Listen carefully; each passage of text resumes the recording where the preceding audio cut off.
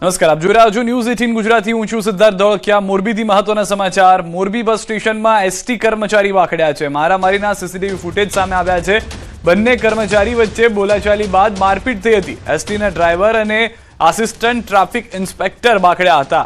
ફરજ અંગેની બોલાચાલી બાદ મારપીટ થતી નજરે પડી છે।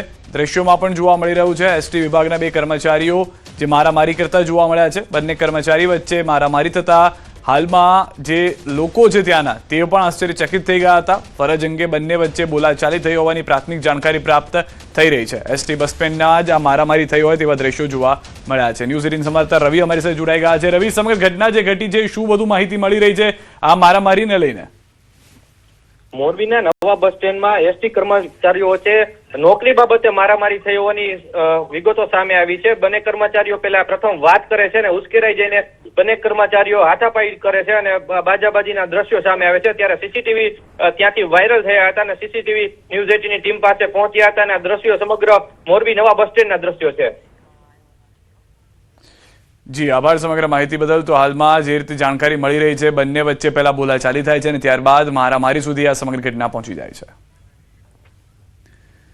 ભાવનગરથી સમાચાર। વર્તેજમાં જૂથ અથડામણ થઈ। સામાન્ય બાબત પર થઈ છે મારામારી। વેપારી અને ગ્રાહકો વચ્ચે થઈ છે ઝપાઝપી।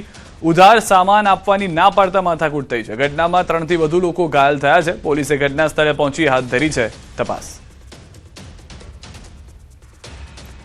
દ્રશ્યોમાં પણ જોવા મળી રહ્યું છે જે રીતે તોડફોડ કરવામાં આવી છે। જે દુકાન છે તેનો માલ સામાન જે વેરવિખેર થઈ ગયો છે।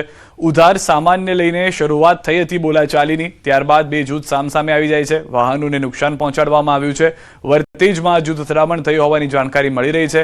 પોલીસ તુરંત ઘટના સ્થળે પહોંચી હોવાની પણ માહિતી છે। ત્યારબાદ મામલો શાંત પાડવામાં આવ્યો હતો, પરંતુ વેપારી અને ગ્રાહક વચ્ચે જે ઝપાઝપી થઈ તેમાં મોટું નુકસાન પણ થયું છે। વાહન જે છે તેને તોડી નાખવામાં આવ્યું હતું। દુકાનમાં પણ તોડફોડ કરવામાં આવી છે। કેટલાક લોકો આમને સામને આવી ગયા હતા। બંનેમાં જૂથ અથડામણ થઈ હોવાની પણ જાણકારી છે। 3 થી વધુ લોકો ઘાયલ થયા હોવાના પણ સમાચાર છે।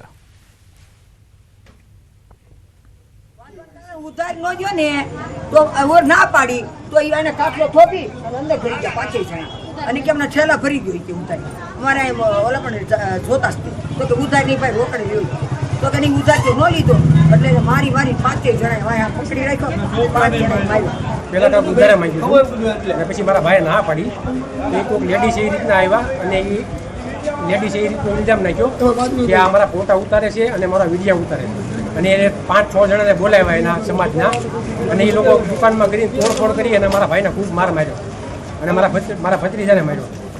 તેમાં એક બહેન જે છે ત્યાં ખરીદી કરવા ગયેલા અને તેની સાથે બોલાચાલી થતા તે બેન જે છે તે ઘરે જઈ અને તેના પરિવારના સભ્યોને આ બાબતની વાત કરી તો તેના પરિવારના સભ્યો અહીંયા આવી અને સમજાવટ કરતા હતા। એ દરમિયાન ઝઘડો થયેલો।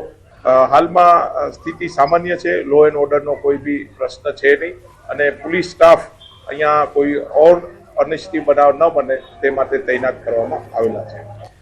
સોના ચાંદીના ભાવમાં ફરી વધારો થયો છે। સોનામાં ₹700 નો વધારો, ચાંદીમાં ₹4000 નો વધારો થયો છે।